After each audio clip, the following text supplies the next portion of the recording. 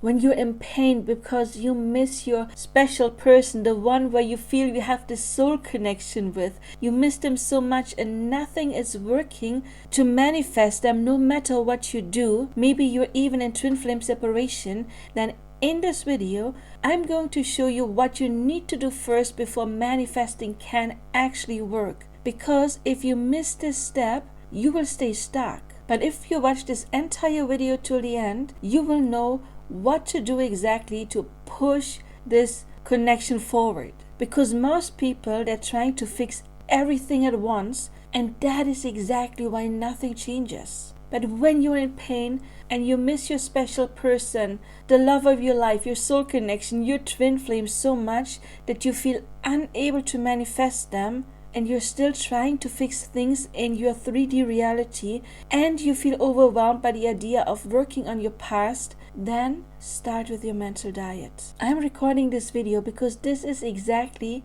what one of my clients is dealing with. She feels this pain and she told me, I don't even know how to manifest. Just the thought of doing the revision or work on myself, it's overwhelming at this point. It's all too much. So let's see if this applies to you. So you miss your person constantly and your thoughts keep going back to them and you replay everything they said in your mind.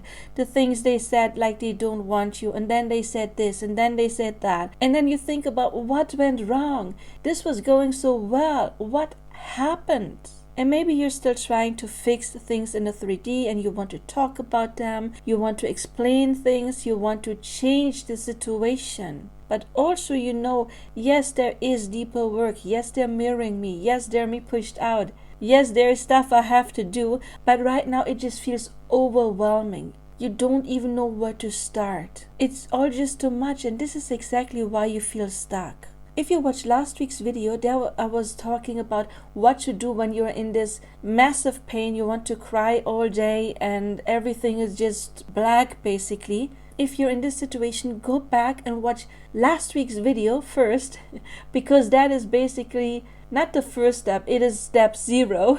And this video is about the first step. So let's talk about everything that's going wrong right now. You're trying to do everything at once. You try to fix the situation. You try to fix your thoughts. You try to fix your past with the revision or inner child work or Ho'oponopono or any other method. This is too much. It's too much pressure, and pressure creates resistance. And then you're like a deer in the headlight. So if this is where you are right now and you don't know how to get out of it, then one thing you can do is, of course, watch this video till the end. But the other thing is you can work with me directly. I will show you exactly how to stabilize this step, because trying to figure this out on your own while you're in that state, that can keep you stuck. And most of my clients who come to me in this phase were convinced that they were doing everything right, that they had been manifesting their twin flame or their true love for months now and nothing happened. But for a coach who's experienced as me with my 20 years of coaching experience,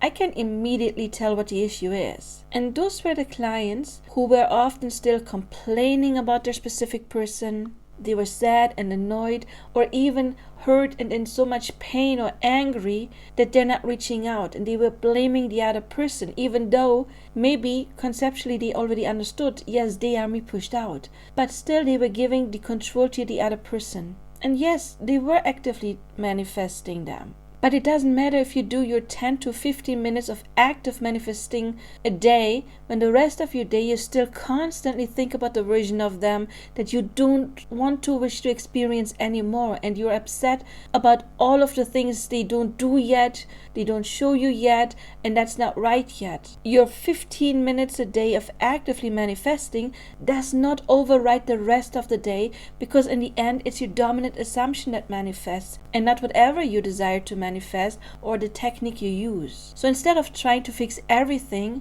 you simplify it. So really the first step right now, before you try to fix too much, is the mental diet. Right now at this point, it's not where you manifest. This is where you learn to control your thoughts. Because it's basically a waste of time if you do your manifestation technique. It's like planting a seed, and then the rest of your day you're constantly digging it up and nothing is going to grow like that. And also, of course, you're manifesting not just when you do your technique. You don't basically need techniques to manifest. Those are just good tools to help you focus on your desire in that moment in a pleasant way, in the way you want to experience it. You're daydreaming or affirmations or scripting, visualization, whatever it is. But every time you think about them, no matter if you're thinking about them positive or negative, you're manifesting something. So now we want to learn to stop manifesting the negative stuff. So before you actively waste your time to do the things you think you have to do while being overwhelmed, stop manifesting them. Instead,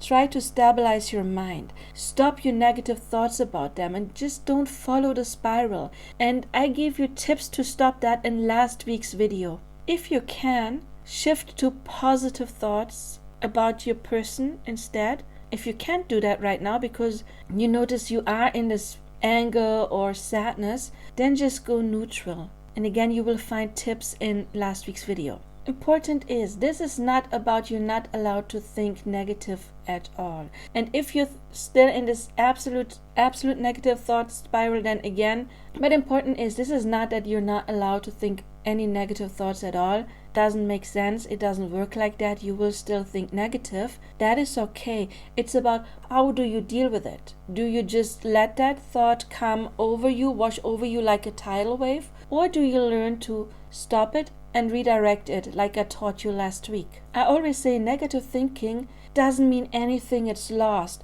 It just, like when driving a car and you take a wrong turn, you just want to go back to the main road. So this is what you practice now, to constantly shift back to the main version, to the main road, to the positive or neutral thinking. And that requires training. It's not perfection, because it's not your single thoughts that manifest anything. It is your repetitive thoughts. Those turn into assumptions. Your next step, and you can do that while you're still practicing to stay more on your mental diet, is define what is your ideal. Because I have many clients that are hung up on everything that's negative about the person they love and the situation, that they haven't sat down and really ask themselves, what would my ideal version of them look like? How do they treat me? How do they act? How do they behave? Take notes of that. Simple bullet points are fine. Just what does your ideal relationship look like? And how do you want to be treated? And what version of them do you want? Because manifesting requires to have a clear goal,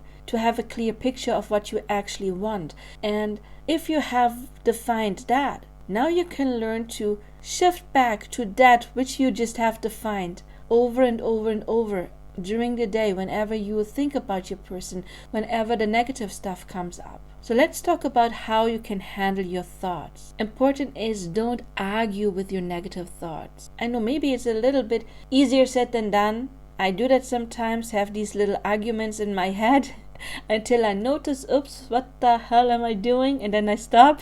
Important is, just label the thoughts. This is just a thought. This is not reality. It's not true. It's just a thought. And then redirect your attention to the ideal version. I would like to remind you, if it's too hard right now to think positively, neutral is fine. We need to learn to interrupt the patterns, and that will create movement, and that then will change the environment. You don't need perfect thoughts. You need more control over them. Not in a perfectionist way, just in an improved way. Something you can then build up more and more. So it's important you're not failing your manifestation. Even if I tell you to pause manifesting a person right now, this is not failure. It's just you're not in the right state yet. We need to get you into the state. And that is by learning to break those loops, as I explained to you in last week's video.